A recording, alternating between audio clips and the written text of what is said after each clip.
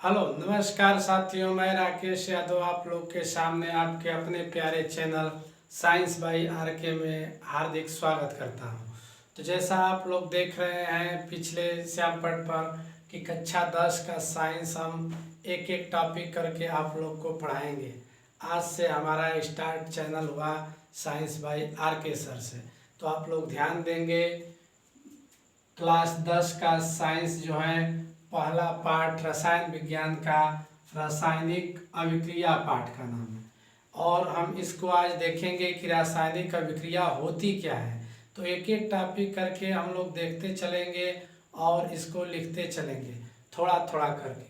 तो चलिए देखते हैं रासायनिक अभिक्रियाएं क्या होती हैं। तो रासायनिक अभिक्रिया हम कहेंगे, इसकी परिभाषा पहले कि जब दो या दो से अधिक पदार्थ या तत्व आपस में मिलकर एक नए पदार्थ का निर्माण करते हैं उसे ही रासायनिक अभिक्रिया कहते हैं। फिर से एक बार देखेंगे कि जब दो या दो से अधिक पदार्थ आपस में मिलकर जब दो या दो से अधिक पदार्थ आपस में मिलकर एक नए पदार्थ का निर्माण करते हैं उसे ही रासायनिक अभिक्रिया कहते हैं। जैसे हमने लिखा है यहाँ पर कि मैग्नीशियम एक धातु है और ऑक्सीजन गैस से क्रिया करेगी तो दोनों मिलकर मैग्नीशियम ऑक्साइड एक नए पदार्थ का निर्माण कर देती है, तो इसे ही रासायनिक अभिक्रिया कहा जाता है। यह रासायनिक अभिक्रिया पूर्ण होने का संकेत दे रही है।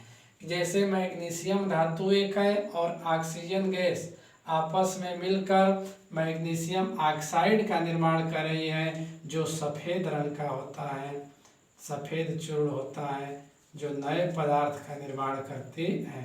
यही रासायनिक अभिक्रिया कहलाती है। तो चलिए देखते हैं आगे। इसके आगे का हम स्क्रीनशॉट ले लीजिए, हम हट जाते हैं बगल में। स्क्रीनशॉट ले लीजिए कि रासायनिक अभिक्रिया क्या है। जब दो या दो से अधिक पदार्थ आपस में मिलकर एक नए पदार्थ का निर्माण करते हैं उसे ही रासायनिक अभिक्रिया कहते हैं। जैसे Mg + O2 gives 2MgO। यहाँ संतुलित करने के लिए देखिए भाई 2 से गुणा किया गया है, आप लोग को सब बताया जाएगा धीरे धीरे करके। तो चलिए हम मिटा देते हैं इसके पहले,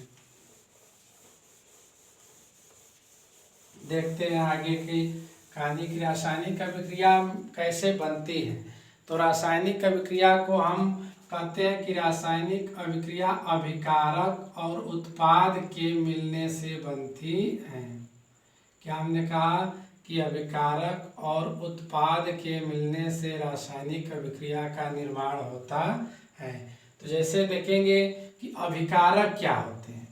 तो अभिकारक जो अभिक्रिया में भाग लेता है उसे ही अभिकारक कहते हैं। जैसे हमने कहा कि Mg बताया था अभी कि Mg + O2 यानी जो अभिक्रिया में भाग लेता है उसे ही क्या कहते हैं, अभिकारक। और अभिकारक से जो उत्पन्न होता है उसे उत्पाद कहते हैं। अभिकारक से जो उत्पन्न होता है उसे क्या कहते हैं, उत्पाद कहते हैं। जैसे Mg + O2 gives MgO। यहाँ दो ऑक्सीजन देखिए भाई संतुलित एक बार करके हम बता दे रहे हैं। Mg एक है, Mg एक है, ऑक्सीजन दो मात्रा में, इधर ऑक्सीजन एक मात्रा में, तो इसके आगे दो का गुणा करा के हमने कर लिया 2 से गुणा अनुमान विधि से। संतुलित करने की अनुमान विधि है तो 2 ऑक्सीजन हो गया, इधर मैग्नीशियम भी 2 हो गया, तो हम यहाँ पर भी 2 से क्या कर लेंगे, गुणा। अब यह संतुलित समीकरण माना जाएगा। तो हम कहेंगे कि अभिकारक जो अभिक्रिया में भाग लेता है उसे क्या कहते हैं, अभिकारक कहते हैं। जैसे Mg + O2 जो है यह अभिकारक है।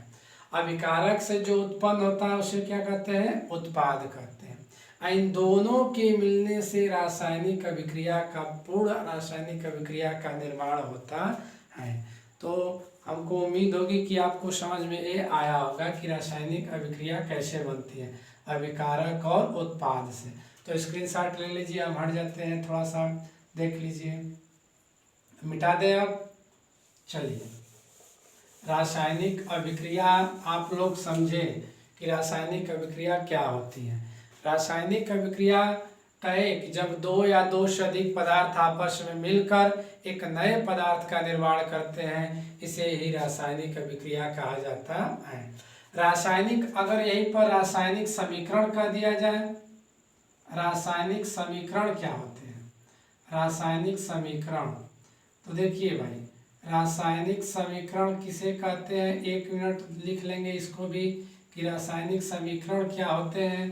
कहेंगे कि जब रासायनिक अभिक्रियाओं को एक संकेत के माध्यम से, जब रासायनिक अभिक्रियाओं को एक संकेत के माध्यम से या प्रतीक के माध्यम से या सूत्र के माध्यम से लिख दिया जाता है तो उसे ही रासायनिक समीकरण कहते हैं।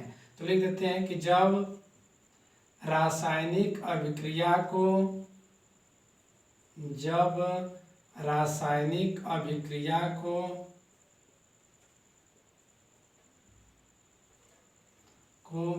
एक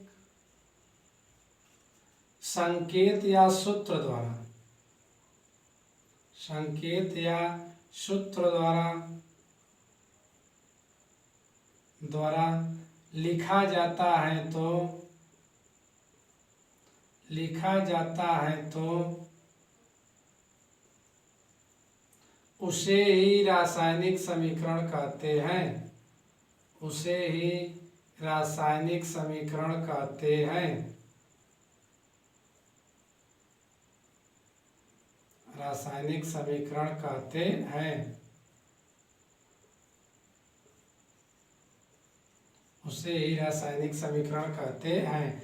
जैसे हमने अभी लिखा था, एक ही उदाहरण से समझते हैं, तो दूसरा उदाहरण लेते हैं, C(O2) गिव्स CO2, यानी कार्बन और ऑक्सीजन गैस के मिलने से कार्बन डाइऑक्साइड का निर्माण होता है। तो यह एक संकेत या सूत्र द्वारा लिख दिए, इसे ही रासायनिक समीकरण कहते हैं। तो इसको भी हम समझ में आया होगा आपको, हमें उम्मीद है कि आपको जरूर समझ में आया होगा। हम हट जाते हैं, स्क्रीनशॉट ले लीजिए कि रासायनिक समीकरण क्या है, कि जब रासायनिक अभिक्रिया को एक संकेत या सूत्र द्वारा लिखा जाता है तो उसे ही रासायनिक समीकरण कहते हैं। जैसे C+O2 गिव्स CO2। तो आप लोग को उम्मीद होगा कि हमें जरूर समझ में आएगा। हम आगे की अभी एक और हेडिंग के माध्यम से आपको बताएंगे। कहेंगे कि रासायनिक अभिक्रियाएं निम्नलिखित प्रकार की होती हैं, कहेंगे कि रासायनिक अभिक्रियाएं निम्नलिखित प्रकार की होती हैं, यह निम्न प्रकार की होती है, यह निम्न प्रकार की होती है, यह निम्न प्रकार की होती है।